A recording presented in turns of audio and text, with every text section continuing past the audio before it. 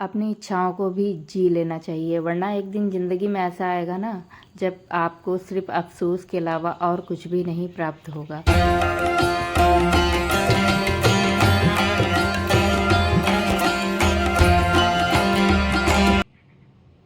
Hello everyone, Radhe Radhe. कैसे हैं आप लोग? आई होप आप लोग बहुत अच्छे होंगे। मैं भी ठीक ठाक हूँ। स्वागत है आपका अपने चैनल वर्णी शिवा ब्लॉग्स में। सबसे पहले तो आप सब लोगों का बहुत बहुत आभार है कि आप मेरी वीडियोस पे इतना प्यार और सपोर्ट बनाए रख रहे हैं और जो है वीडियो को फुल वॉच करते हैं, लाइक कमेंट करते हैं। उसके लिए तहे दिल से आपका आभार है, क्योंकि इतना बेशकीमती वक्त निकाल के आप अपना मुझे देते हैं, मेरी वीडियोस को देते हैं। तो आपके इस आभार को मैं कहीं नहीं भूल सकती हूँ, क्योंकि इस जर्नी में आप मेरा बहुत सपोर्ट कर रहे हैं। यूं ही मेरी इस सफ़र में अपना साथ बनाए रखिएगा। बस आपसे तहे दिल से यही रिक्वेस्ट है।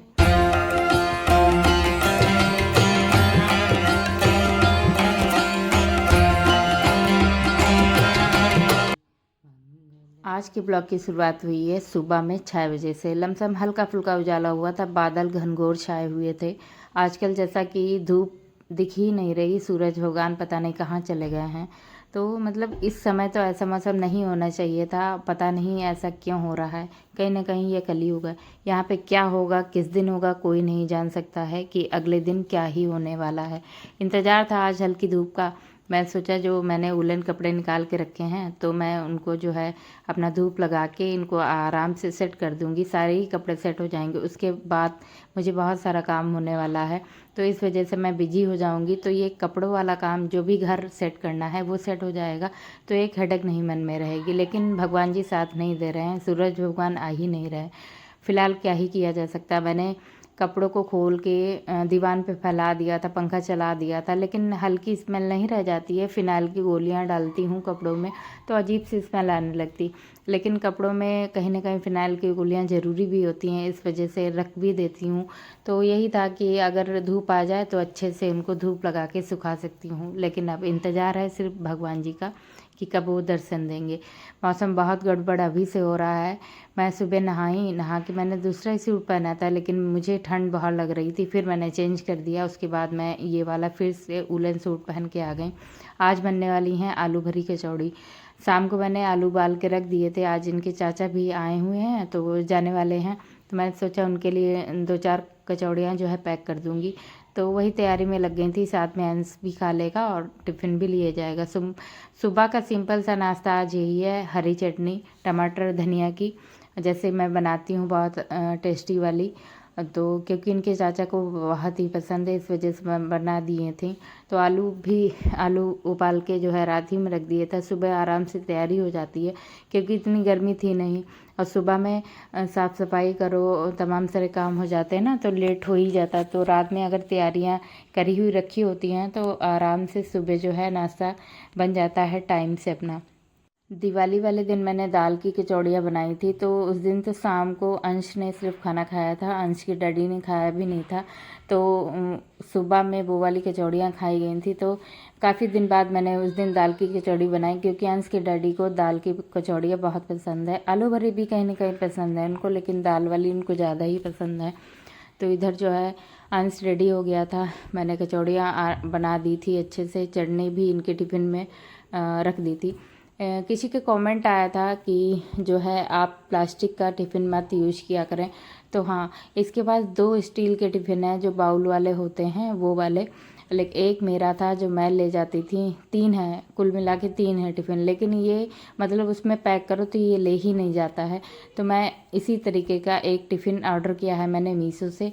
जब वो आ जाएगा तो वो आपके साथ शेयर करूँगी। और हाँ, बहुत बहुत आभार है कि आप इतना ध्यान रखते हैं मेरी फैमिली का, मेरे बच्चों को, कि कुछ यूज़ ना किया जाए ऐसा प्लास्टिक का चीज़। तो मुझे पता है प्लास्टिक की चीज़ कहीं ना कहीं हमारी बॉडी के लिए हार्मफुल होती है। वो भी गरम गरम अगर खाना रखो उसमें तो काफ़ी सेहत को हानि पहुंचाती है।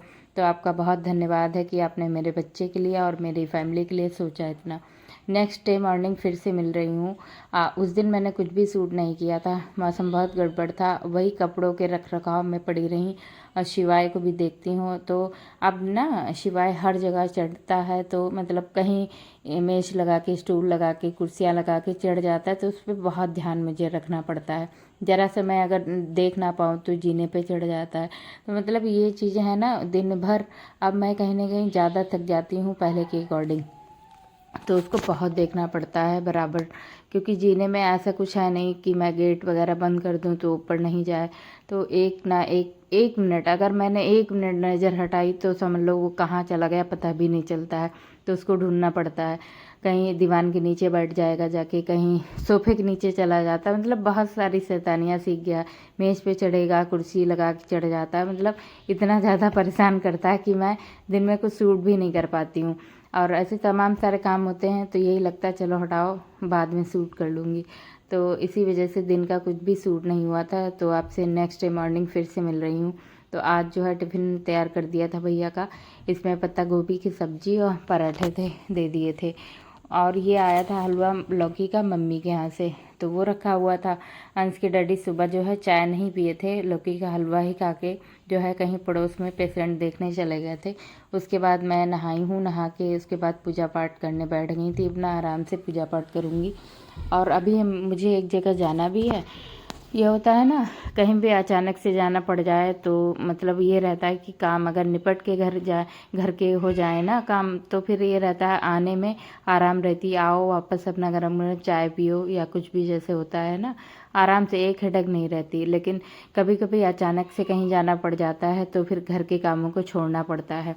तो वही हुआ आज मेरे साथ, थोड़ा बहुत काम निपटाए मैंने, उसके बाद जो है पूजा पाठ किया।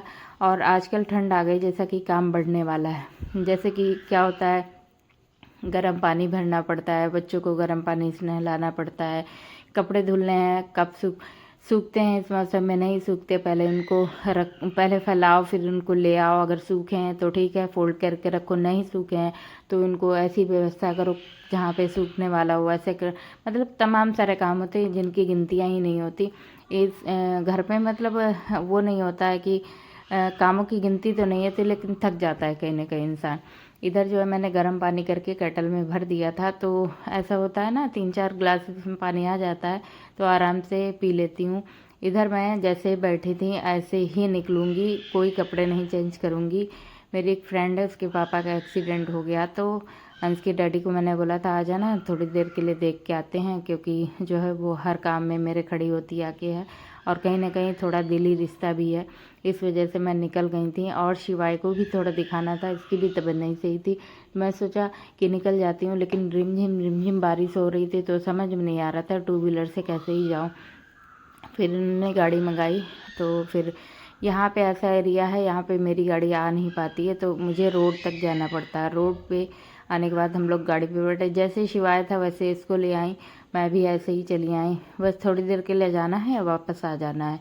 फिर जो है रास्ते में निकली, हल्की हल्की बारिश हो रही थी, अगर हम लोग टू व्हीलर से आते तो फिर भीग ही जाते। तो इधर जो है मस्ती करते हुए हम लोग पहुँचे हैं वहाँ पे जहाँ पे मतलब वो हैं अंकल, बस उनको देख के वापस जाना है घर। और घर पे भी तमाम सारे भी काम पड़े हैं, उनको भी निपटाना। इधर शिवाय फ़िश देख रहा था, बड़ा खुश हो रहा था, क्योंकि मेरे बाथरूम में ना फ़िश वाले टाइल लगे हैं, तो उसको जब वहाँ नहलाओ तो बराबर उसी में मतलब फ़िश को ही पकड़ा करता है। तो इधर जो है इसको फ़िश दिखा रही थी, तो अब मैं खड़ी थी यहाँ पे इसको लिए हुई। अंश के डैडी जो है थोड़ा साइड में गए हुए थे रूम पता करने। फिर मैं वापस आई तब भी इतनी तेज़ बारिश हो रही थी। फिर मैं जो है देखती रही थोड़ा अच्छा सा नज़ारा। उसके बाद मैंने गरम गरम चाय बनाई। चाय बनाने के बाद जो है थोड़ी सी अंश के डैडी को दूँगी, उसके बाद मैं पीऊँगी। इस बीच मैंने आधा 1 घंटा आराम भी की थी, क्योंकि तबीयत ख़राब है तो उसकी वजह से थोड़ा काम करो ज़्यादा ना, कहीं ज़्यादा काम हो जाता है तो थोड़ा सांस भी फूलने लगती है। इस समय वॉइस ओवर कर रही हूँ तो सांस फूल रही होगी, इसको थोड़ा अवॉइड करिएगा, क्योंकि तबीयत घर घर सबकी ख़राब चल रही है इस समय। तो वही है, चाय वाय बना के थोड़ा सा पीऊँगी। कि आप दाल ही खाती हैं, सब्जी नहीं आपके घर में खाई जाती? मेरे घर में माय डियर दाल सबको बहुत पसंद है, इसलिए मैं दाल बनाती हूँ। और आप मेरी शायद वीडियो ही नहीं देखती होंगी तो आपको पता ही क्या होगा कि मैं कितनी वैरायटी की सब्जी भी बनाती हूँ, वो सब खाई जाती हैं, ठीक है। तो जब आप देखती होंगी मेरी वीडियो तो मैं दाल ही बनाती होंगी। फिलहाल दाल प्रोटीन का जो है एक अच्छा सोर्स है, तो बच्चों के लिए दाल बहुत जरूरी होती है। आपने मोस्टली कभी कभी घरों में देखा होगा सुबह शाम कुछ भी बने, लेकिन एक टाइम दोपहर में ज़रूर चावल दाल बनता है बच्चों के लिए, तो मैं बनाती हूँ। ठीक है, और फिलहाल अपने अपने खाने को पसंद होता है, कौन कैसा खाता है, किसको क्या पसंद है ना। तो आप भी मस्ती से खाइए, टिप्पणियाँ मत कीजिए किसी के घर में क्या खाया जा रहा है। बेटा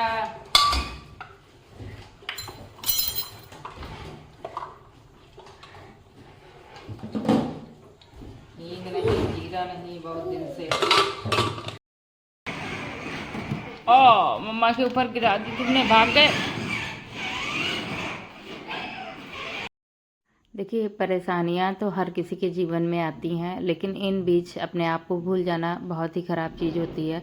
क्योंकि अगर अभी आप अपनी इच्छा, जो आपकी इच्छाएं हैं उनके अनुसार नहीं जियोगे ना, तो फिर आगे अफसोस के अलावा आपके पास कुछ भी नहीं बचेगा। आप जी जान लगा दो अपने सबको खुश करने में, लेकिन कोई नहीं खुश होगा। इसलिए जो भी आपकी इच्छा है उसको जी लो, क्योंकि उम्र और समय जाते देर नहीं लगती है। सुबह सुबह हल्की ठंड में उठकर घर के तमाम सारे काम निपटाती हूँ। घर की साफ़ सफाई, सूरज निकलने के पहले क्लीनिंग जब हो जाती है, दिया बाती हो जाती है, तो मन में एक अलग ही सुकून रहता है और घर व्यवस्थित हो जाता है, पूजा पाठ हो जाता है, बच्चों का लंच तैयार हो जाता है और तमाम सारे ऐसे काम होते हैं जो घर में आराम से हो जाते हैं। सीधे आपको मिल रही हूँ शाम के समय में। आज मोटी पानी की रोटी बनी थी, उसके बाद में बनाई थी इनकी उड़द की दाल धुली वाली, और छिरका है, प्याज है, देसी वाला छिरका जो गन्ने के रस से बनता है वो वाला, बंधे आलू की सब्जी है, मतलब पत्ता गोभी की, मिर्ची है एक, और मैंने कल नमक मिर्चा भी बनाया था, हरी मिर्च डाल के बहुत ही टेस्टी बनाया था लहसुन के साथ में। वो आपके साथ शेयर नहीं किया था, किसी और दिन बनाऊंगी तो ज़रूर शेयर करूंगी। मोटी रोटी हो पानी के हाथ की, उसके बाद घी लगा हो उस पर, और जो है, और आपके साथ थोड़ा सा उसके साथ प्याज हो, हल्का सा अचार हो, मज़ा ही आ जाता है। ये जो पहले के ज़माने के लोग खाना खाते थे ना, इसमें बात ही कुछ और थी, और चूल्हे के खाने की बात और होती है। फ़िलहाल कोशिश तो मेरी यही रहती है अच्छे से खाना खिलाऊं इन्हें। फ़िलहाल आज का वीडियो आपके साथ यही रहा। मैंने क्लीनिंग कर ली किचन की, बर्तन भी धुल के रख लिए, और आपको वीडियो अच्छा लगा हो लाइक ज़रूर करिएगा, नए हैं तो सब्सक्राइब कर लीजिएगा। वीडियो पे एक हाइप का ऑप्शन आता है, उसको ज़रूर आप प्रेस करिएगा, ताकि मेरी वीडियो पे हाइप आपका सबमिट हो जाए। फिलहाल आज का वीडियो यही रहा। मिलूंगे अगले ब्लॉग में एक नई दिनचर्या के साथ में। अपना ध्यान रखिए, अपनों का ध्यान रखिए, स्वस्थ रहिए, मस्त रहिए। मिलूंगे अगले ब्लॉग में। Thanks for watching. Radhe Radhe everyone.